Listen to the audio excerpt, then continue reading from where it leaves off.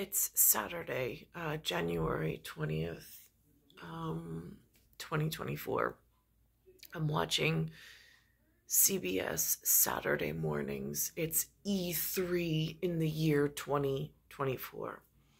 I wrote to Dear In God We Trust this morning via my Facebook page, and now I'm doing the YouTube, which I'll link with my Facebook page. On this episode, there's a few things. One, they have this person from Britain who is doing like an old movie revival of like the classics, but for their area, and they have audiences filtering into movie theaters to relive like when the scripts were wonderful, when even as silly as it sounds, like the dress, like right now I'm in whatever it feels, it's not really a joke, but it feels like homeless clothing. Grateful to have clothing, but nonetheless not the materials or textiles that I would have chosen, and not the cut that I would have designed, but it is whatever it is for however this is working here. So I'm watching, they have America Decides at the bottom. The communications here are very little. Like, I put things out to the universe, but I'm not getting feedback except through this one. So they're saying, talking about something about a write-in. I don't know what that means as far as politics go. Again, the education that was presented has not been to some of the levels I'm sure other states within the lower 48 expected. So this morning I wrote, I was watching Aerial America on the Smithsonian Channel.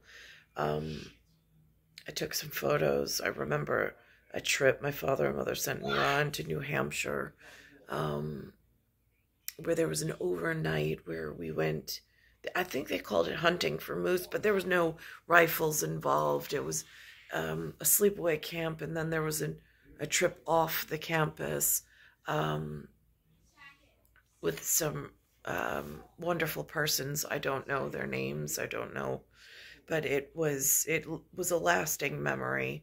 We went in a van into the natural habitat of moose. We got to sit and we got to look out for them. I thought it was really nice. So anyhow, so I'm watching, and they show Lyndon B. Johnson, and he starts his address with "my fellow Americans." I noticed they don't say that anymore in the still there's the God, there's the ONE. If there's an Eastern Seaboard, if there's an Atlantic Eastern Seaboard, especially when I see things like the NFL and this theory or this legend or this story of Buffalo Bill. I asked Tiffany if you've ever heard of Buffalo Bill. He said he heard of Wild Bill, but nothing Buffalo Bill. So I thought that was really interesting. Then they were talking about something with this woman named Dottie I had never heard of, with something about Iran. And then I go back even further into the beginnings of this episode, and they're speaking of Sports Illustrated, and the cover of Sports Illustrated, the magazine, and the significance. And again, I know there's tie-ins here. It's like, and even the words that they use, like "in the case of," and I'm like, that's interesting. Is that how signaling worked in my day? That was not taught. of like what was the western and eastern seaboard up to, if there is such a thing, on the Atlantic and Pacific side, for all of those who are landlocked in with no way of following, like what dangers might just be around the corner, putting like your entire trust in some commercial traffic division of water that is surrounding your geographical location. And then knowing how the introduction of the aerial America and like the airlines, and just seeing how these exotic destinations elsewhere that I would never travel to, not on my healthiest day, are now like coming over in migrant caravans and trying to resettle themselves in places that really, if we get an opinion in this "In God We Trust," I mean, I don't want to live amongst these new populations, but I don't understand how to get to persons that and fellowship within populations I do want to live amongst. And it just seems like this deterioration, and I'm not even putting out there what comes next, because there must be a stand at some point in order to protect the North American alliance and position, the two waterways and their dangerous whatever they do, and that then protects our interior as like an interior monitor of some sort. And again, there's heraldry. I'm just not sure who the named persons are. Like, again, they did this example this week on the See the BS of a person's perspective, and then a blue whale, for instance, if we're talking whales, and then there's and they get larger and larger in their positions up to this icon of the sea. President won't be on the ballot and hasn't campaigned in the state. Instead, supporters are running a Biden write-in campaign. He's opposed by Minnesota Congressman Dean Phillips, a long shot, expected to lose. But something similar has happened before in New Hampshire. In 1968, another Minnesota lawmaker, Eugene McCarthy, challenged another incumbent president, Lyndon Johnson, who only ran a write-in campaign. Johnson didn't campaign in New Hampshire and barely won. Just days later, good evening, my fellow Americans. Johnson dropped out. I shall not see. And that little line, "my fellow Americans," like indicative of a fellowship within this "In God We Trust." These small signaling words, for me, are of great value. I'm going to pause this for a second and then go back to another storyline about this Iran that I had never heard of. There was some kind of monetary stipend that was given, then drawn down once 9/11 happened. I have no idea. Like, I don't even know how to cognitively figure that out. I don't understand how that level of finance works. And I don't even know who to ask that might be able to explain it in anything realistic.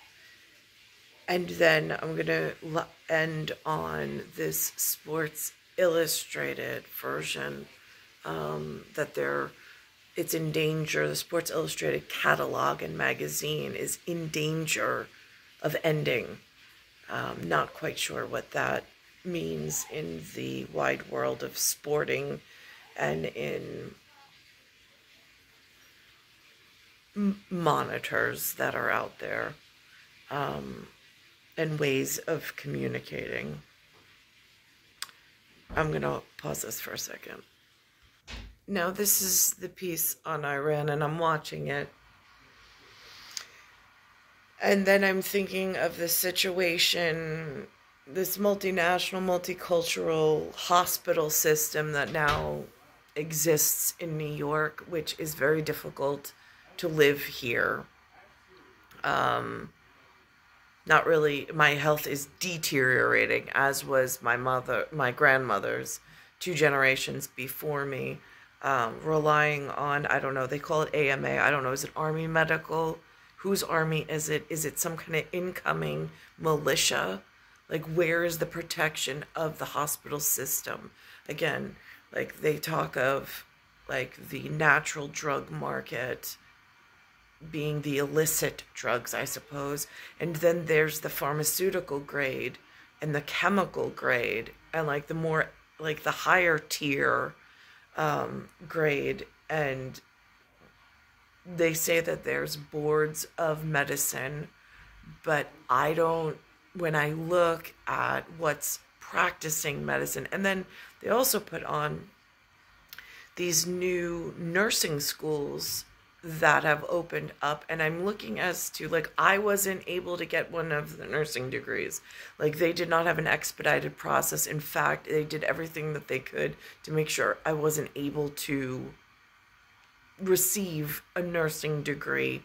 They just extended the time frame. I wound up getting pregnant and having children in between it, and then a second child right thereafter. I mean, like, there was just one thing after that. And I see now that they're making accommodations, and I'm looking at them and I'm like, they do not look like the fellowship, I suppose I should say, that I'm arrived to.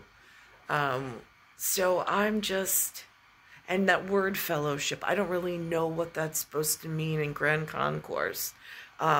It's supposed to, like, be a gathering of some sort, I suppose, but that ability has been lessened, as in decreased, to such a, like, pithy amount. I mean, it's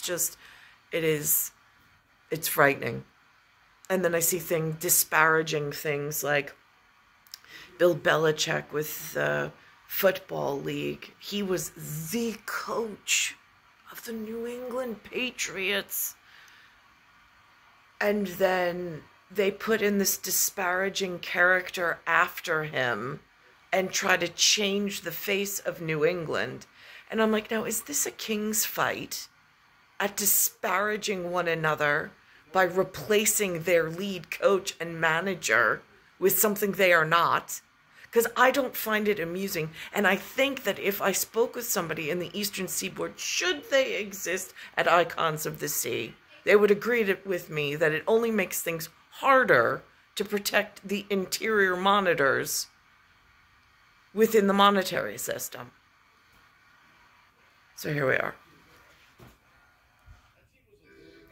Which, when I think about it at, like, an army level, not that I'm a soldier and not that I'm in this army, I don't even know where my National Guard went. That looks like they're a painted sort of, like, what canoe did they arrive in as explorations? Leif Erikson had some form of rowboat, and then the American Indians have a rowboat. Let's start there so we don't upset Icons at the Sea. And it is like, so it looks more tactical. Iranians took over the U.S. Embassy in Iran in 1979. They held 52 American hostages for over 444 days. On this day in 1981, the hostage crisis ended. But that was not the end of the story or the suffering for the hostages and their families. CBS News correspondent Barry Peterson has stayed in touch with the family of hostage Dick Moorfield throughout these many years. And that's the way it is. Tuesday, January 20th, 1981. CBS anchorman Walter Cronkite on the day America was waiting for. Ended as the first day of freedom for the American army.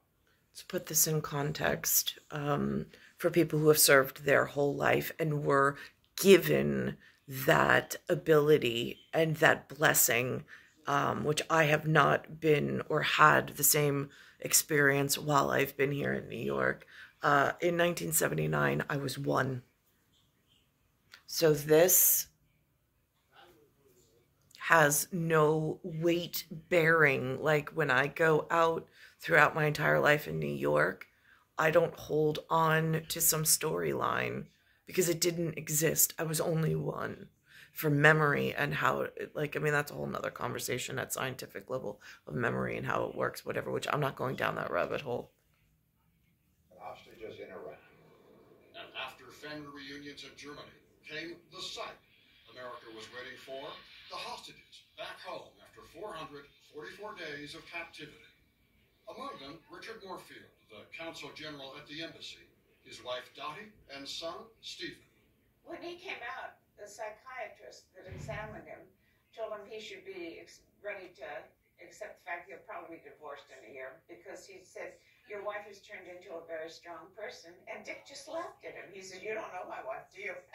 And She was walked out of already the a strong room. person. Yeah. It started when Iranians stormed the U.S. embassy, furious that the U.S. gave the deposed Shah of Iran medical sanctuary. In the frantic moments before the embassy buildings fell, Moorfield hustled 5 Americans out who ended up in the Canadian embassy. Their escape from Iran portrayed in the movie Argo. You had 72 hours to get them out. They're getting a visitor. You gotten people out this way before? No. Then he was among those captured after he led a half dozen more onto nearby streets, but their escape was cut short by an angry mob. Dottie gets through the days by filling them with normalcy, a stop at the post office. And for 444 days back home in San Diego, as I reported in 1980, Dottie never stopped working to keep the pressure on for the hostages' release. And just take it every day. Just take it one day at a time and look at that day as it's happening. A visit with top State Department officials left her disappointed. I am delighted about the briefing that we were given. Whether or not it's a unique thing remains to be seen. They're still there. Mrs. Moorfield and other family members acknowledge that some of their dissatisfaction with the department is a result of the frustration of waiting. And when the waiting was over came celebrations. But the last day of the hostage crisis became the first day in a decades-long battle with their own government to get compensation for what they endured. Today, I take it day by day. I'm stuck here with crutches, but there's been no stipend. There's been no access to money. Like, there's no nationally secured guard fund. Like, I mean, I don't even know who the National Guard is. There's been no introduction. There's been no anything. There's no money. There's no, you live here. Here's your contact system. Here's how you keep yourself safe. You see something, you say something. These are your persons. There's been none of that. And there's also been no compensation. How is one supposed to live? How is one supposed to raise a family in New York? not getting the compensation, not getting the attention. How do you feel about your government? I feel they betrayed us. I feel they have neglected us. I feel they have mistreated us. Congress did pass a law providing $4.4 million to each hostage or their heirs and $600,000 to families. The money from fines and seizures against companies illegally doing business with Iran. But less than a quarter of the money has been paid because 9/11 families were later added in and the fund was depleted, even though Iran was not implicated in the 9/11 attack. Congress awards you money. It alters it and says, okay, and 9/11 people will now get a part of this money. Yes. For more than 2 decades, Attorney Tom Langford has represented the hostages, trying to get them the rest of their money. And so we should have been fully paid by now, and that would have enabled hostages to do a lot of special things that they wanted to do, provide education to their children or grandchildren, take that one glorious trip they'd always wanted to take, and they haven't been able to do it. And it's broken my heart, I can tell you. Money that could have helped the hostages and their families long after the cameras and celebrations faded away. You have to understand that they were kept in a horrible political prison in Iran. Many of them are housed right across from the torture room where Iranians, military, and others were being put to death through water hoses stuck down their throat or choked, various means. And they could hear that all. And then to know that exists and yet look inside of my hospital system, and I don't know what alien population they are, but there's no communication with my own fellowship into here's what's going on locally, here's what we have to be aware of or careful of just to exist. There's none of that. I mean, and I don't want to disparage those who actively work and try to help hold and maintain, but it's just this barrage of changes. And and I said to my father's like, "You're making another video for what?" And I go, "I don't know. I'm putting it in the universe. Somewhere there has to be at least one shoulder to cry on. One. So I'm going to pause this, and then I'm going to go to what seems like frivolous story about this Sports Illustrated magazine, which I'm not in sports promotions. I don't like how the cover of the magazines have changed. It looks like bloodthirsty.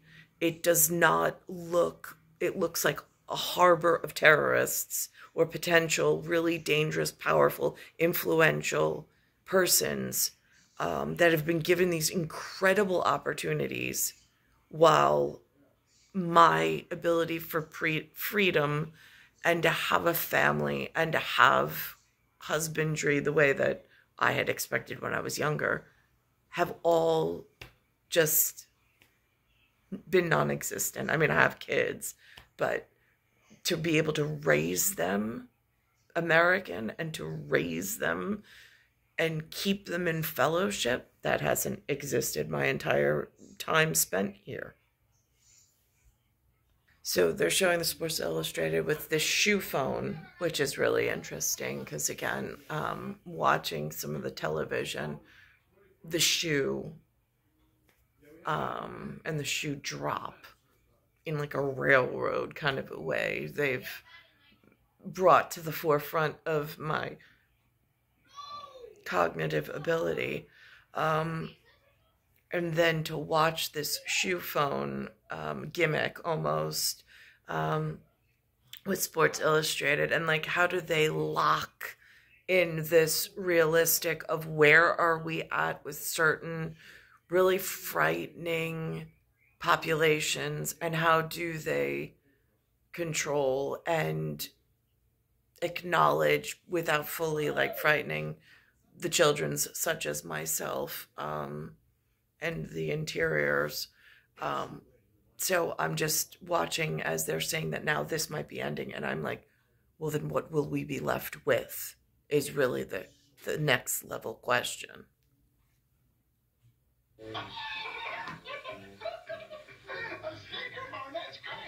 Sports Illustrated presents the Sneaker Phone. It's yours free with your paid subscription to SI. Back in the 1980s, Sports Illustrated lured new subscribers with free gifts like the sneaker phone, watches, binoculars, blooper videos, and as Jeff had, the football phone. Yeah. Yep. Now, sad news. The future of the 70-year-old magazine is in serious doubt. On Friday, SI's publisher, the Arena Group, told the magazine's employees that a significant number of them would be laid off. And the union that represents SI employees says possibly all of them will lose their jobs. The magazine, like many others, has struggled to keep up in the digital age. Sports Illustrated was once the gold standard of sports journalism, and landing on the magazine cover was a dream come true for an athlete or swimsuit model.